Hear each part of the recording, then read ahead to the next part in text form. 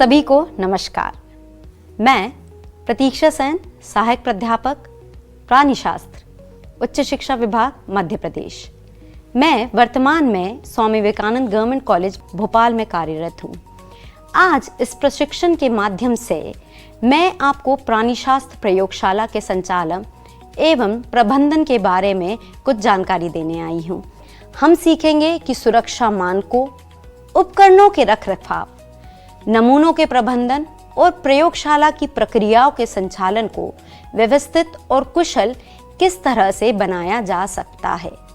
ये पाठ्यक्रम विशेष रूप से उन व्यक्तियों के लिए तैयार किया गया है जो प्राणिशास्त्र लैब में तकनीकी सहायक, संचालन और प्रशासनिक कार्य संभालते हैं। इसमें व्यवहारिक उदाहरण, केस स्टडीज और आधुनिक प्रबंधन तकनीकी के माध्यम से प्रयोगशाला के संचालन के सभी पहलुओं को समझाया गया है। साथ ही इस पाठ्यक्रम के अंत में हम प्रयोगशाला के उपकरणों और संसाधनों सुरक्षित और प्रभावी उपयोग करना सीख जाएंगे। साथ ही साथ नमूनों के संग्रहण, संरक्षण और दस्तावेजीकरण को व्यवस्थित करना, प्रयोगशाला की कार्यप्रणाली कैसी होनी चाहिए और सुरक्षा मानकों का पालन हमें किस तरह से सुनिश्चित करना चाहिए। साथ ही साथ समय और संसाधनों का कुशल प्रबंधन भी हमें आ जाइएगा। सो आइए मेरे साथ इस पाठ्यक्रम के माध्यम से अपनी प्राणिशास्त्र प्रयोगशाला के संचालन को और अधिक दक्ष, सुरक्षित और व्यवस्थित बनाएं। पाठ्यक्रम की रूपरेखा। मॉड्यूल 1, प्राणिशास्त्र प्रयोगशाला का परिचय एवं महत्व। इस मॉड्यूल में आप ज़ूलॉजी लैबोरेटरी की परिभाषा और इसके व्यवहारिक महत्व को समझेंगे। मॉड्यूल 2, प्रयोगशालाओं के प्रकार। इस मॉड्यूल में आप टीचिंग लैबोरेटरी और रिसर्च लैबोरेटरी जैसे विभिन्न प्रकारों के बारे में जानेंगे। मॉड्यूल 3, प्रयोगशाला की संरचना और सुरक्षा। इस मॉड्यूल में आप लैबोरेटरी के लेआउट, स्टोरेज एरिया और सुरक्षा मानकों का अध्ययन करेंगे। मॉड्यूल 4, सूक्ष्मदर्शी परिचय और प्रकार। इस मॉड्यूल में आप कॉम्पाउंड माइक्रोस्कोप और डाइसेक्टिंग माइक्रोस्कोप के उपयोग और कार्यों को सीखेंगे। मॉड्यूल 5, विच्छेदन उपकरण, कांच के बर्तन और रखरखाव। इस मॉड्यूल में आप डाइसेक्शन किट के उपकरणों और ग्लासवेयर के सही रखरखाव की जानकारी प्राप्त करेंगे। चलिए अब हम पहले मॉड्यूल को विस्तार से समझते हैं।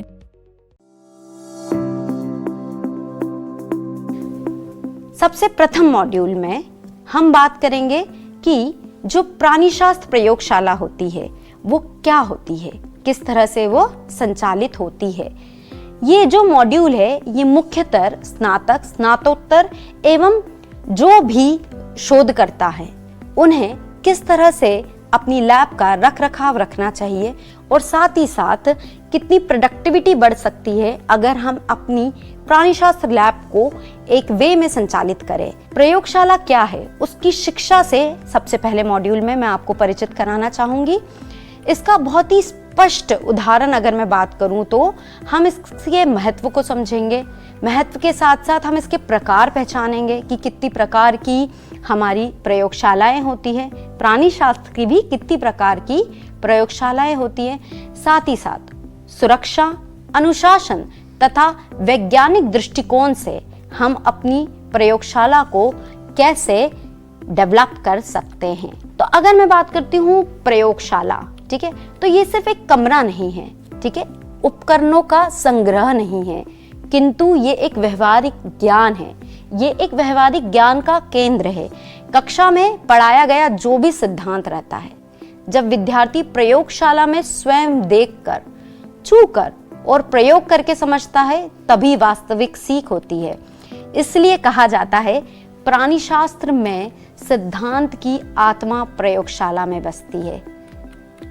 इसकी अगर मैं बात कर रही हूँ तो जैसा कि मैंने आपको बताया कि यहाँ पे पहले हम सिद्धांतिक ज्ञान प्राप्त करते हैं, उस ज्ञान को हम प्रयोग के रूप में हमारी प्रयोगशाला में करते हैं, फिर अवलोकन करते हैं और निष्कर्ष निकलता है। ये एक पूरी प्रक्रिया है जिससे हमारी विश्लेषण क्षमता और भी मजबूत होती है।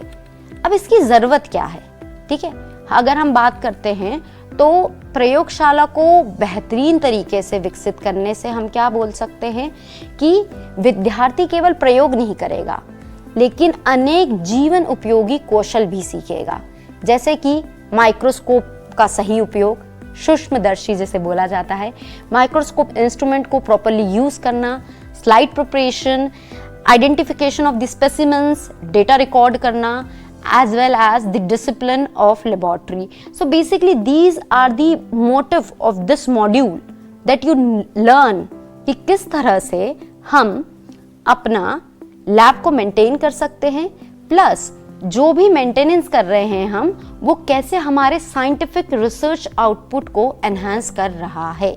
अगर मैं बात करती हूँ तो scientific output of course enhance होगा, डिसिप्लिन जो मेंटेन रहता है इसके कारण हमारी जो रिसर्च वर्क है वो आउटपुट जो उसका प्रोडक्टिविटी रहती है एनहांस होती है। It is due to the fact that हमें ढूंढना नहीं पड़ता।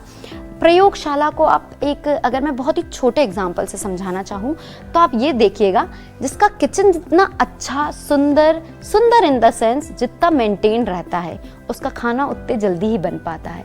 हर एक चीज़ पता रहती है, नहीं तो हम ढूंढते रहते हैं। Similarly the more organised you are, the more particular you are, the more better scientific output you can gate.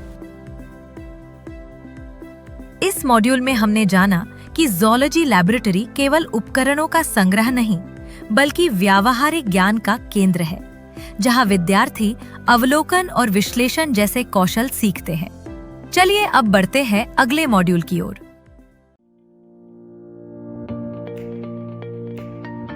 प्रयोगशाला में अगर हम बात करते हैं तो 3 मेन तरह के प्रकार होते हैं प्रयोगशाला के। एक शिक्षण टीचिंग से रिलेटेड है, नेक्स्ट इज अनुसंधान प्रयोगशाला रिसर्च से रिलेटेड है, एंड द थर्ड इज क्षेत्र सहायक प्रयोगशाला। जूलॉजी या मैं बात कर रही हूँ प्राणी शास्त्र की, एक बहुत मेजर फील्ड वर्क इन्वॉल्व होता है इसमें। Yes, field work in the sense हम जो भी फ्लोरा है, जो भी फौना है, mainly we are related to animals, still the biodiversity जो हम एनिमल्स में देख रहे हैं उसको हम क्या करते हैं, स्टडी करते हैं ऑन फील्ड जाकर। तो हमारे पास 3 कैटेगरी की लैब्स आती हैं, शिक्षण प्रयोगशाला, अनुसंधान प्रयोगशाला, क्षेत्र सहायक प्रयोगशाला। फील्ड बेसिकली क्षेत्र सहायक प्रयोगशाला is what, it is field related. सबसे पहले मैं आपके साथ डिस्कस कर रही हूँ शिक्षण प्रयोगशाला कि शिक्षण प्रयोगशाला क्या होती है। अगर हम बात करते हैं तो ये मूलभूत विद्यार्थियों के लिए होती है, स्नातक यूजी पीजी के स्टूडेंट्स के लिए होती है।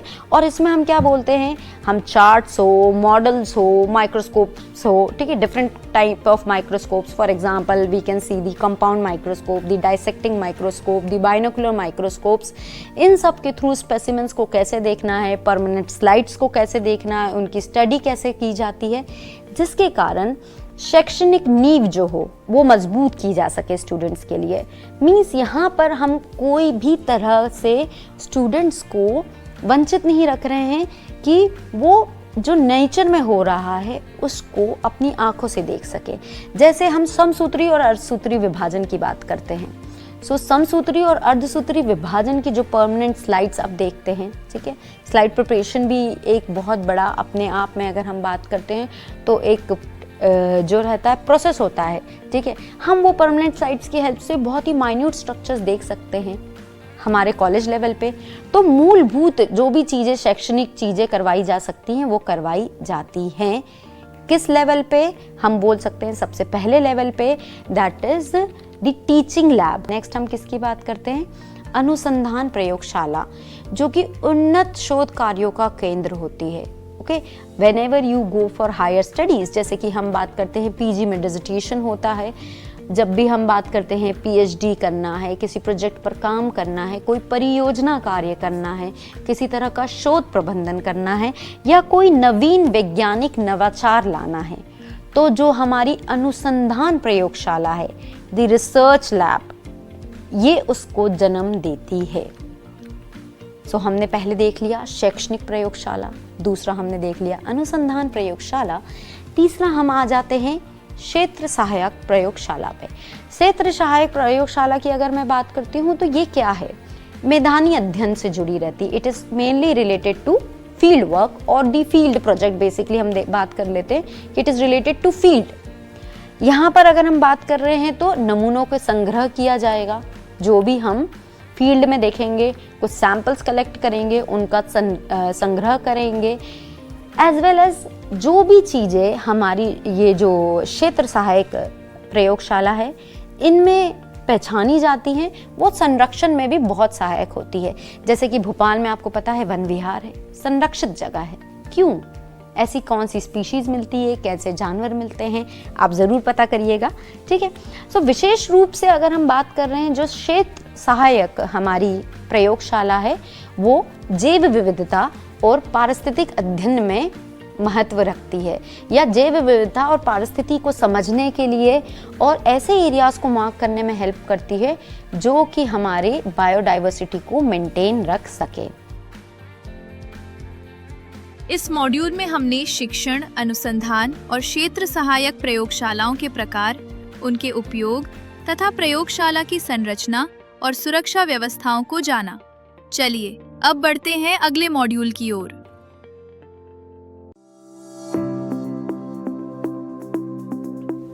अगर मैं प्रयोगशाला की संरचना की बात करती हूँ तो एक मानक प्राणीशास्त्र प्रयोगशाला में क्या होना चाहिए? कार्यक्षेत्र होना चाहिए, वर्किंग टेबल्स जो कि आइडेंटिफाइड हो, डेजिग्नेटेड हो, साथ ही साथ हमारे पास क्या देखने मिलना चाहिए? एक भंडारण क्षेत्र देखना मिलना चाहिए, धुलाई एवं तैयारी के क्षेत्र देखना मिलना चाहिए और सुरक्षा सुविधाएं भी ज़रूर होना चाहिए। क्या देखना मिलना चाहिए हमें? सुरक्षा सुविधाएं भी ज़रूर देखना मिलना चाहिए। ये जो हम बोल रहे हैं कि पहले क्या हो, हमारे पास एक कार्यक्षेत्र हो, तो ये क्या करता है? किसी भी व्यक्ति को व्यापक और सुव्यवस्थित तरीके से अपना जो भी प्रयोग है वो करने में मदद करता है। स्पेशली जो कार्य क्षेत्र है वो बड़ा होना चाहिए। बड़ा मतलब कि वर्क वाइज भी, टेबल वाइज भी, और जिस प्रकार का आप काम कर रहे हैं। जो भंडारण क्षेत्र है उसमें रसायन, सभी प्रकार के उपकरण और नमूने सुरक्षित रूप से प्रॉपर मार्किंग की हेल्प से प्रेजेंट होना चाहिए। अगर हम बात करते हैं जूलॉजी में, तो जूलॉजी या प्राणी शास्त्र में एक बहुत इंपॉर्टेंट चीज आ जाती है सूक्ष्मदर्शी अनुभाग, ठीक है। माइक्रोस्कोपी, अगेन अगर हम बात करते हैं तो जो माइक्रोस्कोप्स रहते हैं वो वेरी कर सकते हैं, right from compound microscope to dissecting microscope to higher level of microscopy like confocal microscope, fluorescence microscopy. खैर अगर हम बात करते हैं तो अनुसंधान प्रयोगशाला में इतने हायर लेवल ऑफ माइक्रोस्कोप्स देखने मिलते हैं हमें। हमारे जो स्नातकोत्तर पाठ्यक्रम रहते हैं वहाँ पे हमें जो है कंपाउंड माइक्रोस्कोप हो या डाइसेक्टिंग माइक्रोस्कोप हो, रेदर बाइनोकुलर माइक्रोस्कोप्स भी देखने मिल रहे हैं हमें। तो उनमें क्या है, जहाँ भी माइक्रोस्कोपी का रूम बना हो वहाँ पे उचित प्रकाश होना चाहिए, स्वच्छता होनी चाहिए, शांति होनी चाहिए। ये एक बहुत इम्पॉर्टेंट चीज़ हो जाती है, ठीक है। सो अब इन सब के बाद हम क्या बोल सकते हैं? प्रयोगशाला में सुरक्षा सर्वोपरि है। प्राथमिक उपचार पेटी होनी चाहिए, अग्निशामक यंत्र देखने मिलना चाहिए हमें, चेतावनी संकेत होना चाहिए। जो भी हमारी क्या बोल सकते हैं हम, लैब का जो भी दीवारें हैं उस पर क्या होना चाहिए? हमारे चेतावनी संकेत होना चाहिए। आपातकालीन निकास होना अनिवार्य होता है। तो कुछ इस तरह से हम क्या बोल सकते हैं? कुछ इस तरह से हम बोल सकते हैं कि हमारी प्रयोगशाला जो में स्वच्छता, अनुशासन और रिसर्च आउटपुट मैक्सिमाइज करने के लिए ये सब बनना चाहिए। सो ये जो मैंने मॉड्यूल आपके साथ डिस्कस किया है, इसका अगर मैं बात करती हूँ एक निष्कर्ष निकालें तो इसका महत्व या निष्कर्ष यही है कि प्राणीशास्त्र प्रयोगशाला व्यवहारिक शिक्षा की आधारशिला है, ठीक है। सो आधारशिला तो है, इसे हम जितना बेहतर तरीके से प्रबंधित करके रखेंगे उतना बेहतर ही हमें इसका आउटपुट मिलेगा। इस मॉड्यूल में हमने प्रयोगशाला की भौतिक संरचना और सुरक्षा सुनिश्चित करने के लिए first aid kit, fire extinguisher तथा इमरजेंसी एग्जिट की अनिवार्यता को समझा।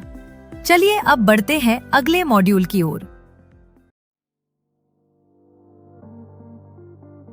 जैसा कि हम जानते हैं, विज्ञान केवल पुस्तकों में नहीं बल्कि प्रयोगशाला में जीवंत होता है और प्रयोगशाला की आत्मा उसके उपकरण होते हैं। उन उपकरणों का सही उपयोग, महत्व और संरक्षण को केंद्र में रखकर ये मॉड्यूल तैयार किया गया है। इस मॉड्यूल के 4 भाग हैं: सूक्ष्मदर्शी, माइक्रोस्कोपी, डाइसेक्टिंग इंस्ट्रूमेंट, विच्छेदन उपकरण, कांच के बर्तन एवं मापक यंत्र, ठीक है, मेजरिंग इंस्ट्रूमेंट्स, उपकरण की सफाई एवं संरक्षण। ये 4 पॉइंट्स पर हम इस मॉड्यूल में बात करने जा रहे हैं। सबसे पहले मैं आपके साथ डिस्कस करूंगी कि माइक्रोस्कोपी क्या है। ये एक ऐसा वैज्ञानिक उपकरण है जिसकी सहायता से हम उन वस्तुओं को देख सकते हैं जो कि हम अपने नेकेड आई से नहीं देख सकते। The development of biology is directly linked with the development of microscopy. जितनी बेहतरीन माइक्रोस्कोपी डेवलप हुई है उतने ही बेहतरीन तरीके से हम जो है प्राणी की कोशिकाएं as well as cell organelles वगैरह पे स्टडी कर सके हैं। जीव विज्ञान में अगर मैं बात करती हूँ तो जो माइक्रोस्कोपी है उसका एक बहुत इम्पोर्टेंट रोल है। क्या इम्पोर्टेंट रोल है अगर हम बात करें तो it is used to observe cells, tissues, micro organisms, protozoans हो, अमीबा हो, ठीक है, इन सभी का जो भी स्टडी है, जो भी वेल नोन स्ट्रक्चर आज हमें देखने मिलता है, it is why it is possible due to the fact that microscopy exist. So microscopy जो है विद्यार्थियों की अवलोकन क्षमता, वैज्ञानिक दृष्टिकोण और व्यवहारिक समझ को भी विकसित करता है। अगर हम बात कर रहे हैं तो अगर हमें सिंपली अनियन रूट टिप में माइटोसिस या मियोसिस देखना है तो भी हमें माइक्रोस्कोप की ज़रूरत पड़ेगी। तो माइक्रोस्कोप विभिन्न प्रकार के होते हैं। उसमें से एक तरह के माइक्रोस्कोप को मैं आपको समझाने की कोशिश करूंगी जो कि है कंपाउंड माइक्रोस्कोप या फिर हम बोल सकते हैं सूक्ष्मदर्शी। कंपाउंड माइक्रोस्कोप क्या है अगर हम बात करते हैं तो इसमें 2 मेजर चीज़ रहती है, objective lens and eyepiece. और बेसिकली ये हमें क्या करता है, ऑब्जेक्ट्स को एनलार्ज करके बताता है। ऑब्जेक्ट्स को एनलार्ज करके बताता है। रेजोल्यूशन पावर माइक्रोस्कोपी की, अगर हम किसी भी चीज़ को माइक्रोस्कोपी से हम रिलेट कर रहे हैं तो बेसिकली उसकी रेजोल्यूशन पावर पर डिपेंड करता है कि कितने बेहतरीन तरीके से हम उसके माइन्यूट से माइन्यूट पार्टिकल्स देख सकते हैं। इस मॉड्यूल में हमने माइक्रोस्कोपी के महत्व को रेखांकित किया और सूक्ष्म जीवों के लिए कंपाउंड माइक्रोस्कोप तथा बाहरी संरचना के लिए डाइसेक्टिंग माइक्रोस्कोप के बीच के अंतर को जाना। चलिए अब बढ़ते हैं अगले मॉड्यूल की ओर। अगर हम बात कर रहे हैं तो हमारे पास डाइसेक्टिंग माइक्रोस्कोप भी होता है। तो जो डाइसेक्टिंग माइक्रोस्कोप होता है ये हमें जो लार्ज सैंपल्स हैं, यानी कंपाउंड माइक्रोस्कोप को क्या बोला, जो स्मॉल सैंपल्स हैं which can not be seen through our naked eyes. So basically जो डाइसेक्टिंग माइक्रोस्कोप्स रहते हैं इनको हम क्या करते हैं, जो आउटर स्ट्रक्चर्स रहते हैं उनको स्टडी करने के लिए यूज़ कर लेते हैं। मेनली जैसे हम कीड़ों की बाह्य संरचना, एक्सटर्नल स्ट्रक्चर्स को आइडेंटिफाई करने के लिए यूज़ कर लेते हैं। छोटे जीवों को डायरेक्टली आइडेंटिफाई करने के लिए हम इन्हें यूज़ कर लेते हैं। तो कंपाउंड माइक्रोस्कोप जो कि हम बोल सकते हैं which can not be observed by our naked eyes, या और डाइसेक्टिंग माइक्रोस्कोप बेसिकली हम जो वास्तविक आकृति है उसको समझने के लिए यूज़ करते हैं। माइक्रोस्कोपी इससे हायर लेवल पे भी होती है जैसे जैसे हम हायर इंस्टीट्यूट्स पे जाते हैं। नेक्स्ट हम बात करते हैं विच्छेदन उपकरण की। अगर हम विच्छेदन उपकरण की बात करते हैं तो विच्छेदन उपकरणों का उपयोग किस लिए किया जाता है। विच्छेदन उपकरण क्या है, डाइसेक्टिंग इंस्ट्रूमेंट्स। डाइसेक्टिंग इंस्ट्रूमेंट्स की अगर हम बात करते हैं तो जीवों के आंतरिक अंगों को अलग अलग करके देखना। हम इंटरनल ऑर्गन्स की स्टडी करने की कोशिश कर रहे हैं तो हम डाइसेक्टिंग इंस्ट्रूमेंट्स यूज करते हैं। The most common dissecting instruments used are scalpel, ठीक है, जैसे अर्थवॉर्म कट करने के लिए यूज किया जा रहा है। फॉरसेप अंगों को पकड़ने के लिए यूज किया जा रहा है। केची उत्तकों को काटने के लिए, टिश्यूज वगैरह को डील करने के लिए। इवन हमारे पास एक इंस्ट्रूमेंट नीडल भी आती है जो कि टिश्यू लेवल पे या सेलुलर लेवल पे चीज़ें अलग करने में या फिर हम बोल सकते हैं माइक्रोस्कोपिक स्ट्रक्चर्स को सेपरेट करने में हेल्प करती है। ठीक है, अगर हम बात करते हैं तो इनकी हैंडलिंग एक कला होती है। इनकी हैंडलिंग एक कला होती है। Like A robot is doing an operation, that's fine, but if a doctor is doing an operation, he or she should be highly precise. The same is with these dissecting instruments. It's handling, it's cleaning, and then using them on the specific, I will say the specific specimen to remove a specific organ, tissue or a cell. It is a very precise method which requires training as well as high amount of practice. Moving on, अगर हम बात करते हैं तो कुछ कांच के बर्तन भी यूज़ किए जाते हैं ना पदार्थों को रखने के लिए। जैसे फॉर एग्जांपल हम सारे जो भी म्यूजियम स्पेसिमेंट्स हैं उन्हें बॉटल में स्टोर करते हैं, फॉर्मल्डिहाइड में, फॉर्मेलिन में स्टोर करते हैं। तो पदार्थों को रखने के लिए, मिलाने के लिए, गर्म करने के लिए मुख्यतः ग्लासवेयर्स यूज़ किए जाते हैं। क्या यूज़ किया जाता है? ग्लासवेयर्स यूज़ किए जाते हैं। Glasswares will include your beaker, your test tubes, your flask, slides and cover slip.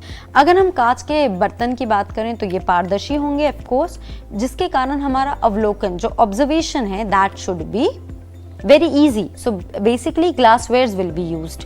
अगर मैं मापक यंत्र की बात करूं, अगर मैं किसकी बात करूं, अगर मैं आपसे मापक यंत्र की बात करूं, that will be the measuring instruments, जिसमें हम अगर केमिकल्स मेजर करना है हमें केमिकल्स मेजर कर लेंगे, टेम्परेचर मेजर कर लेंगे, तो it will include cylindrical measurements, pipettes, burettes, thermometer जैसी टेम्परेचर वगैरह को मेजर करने के लिए।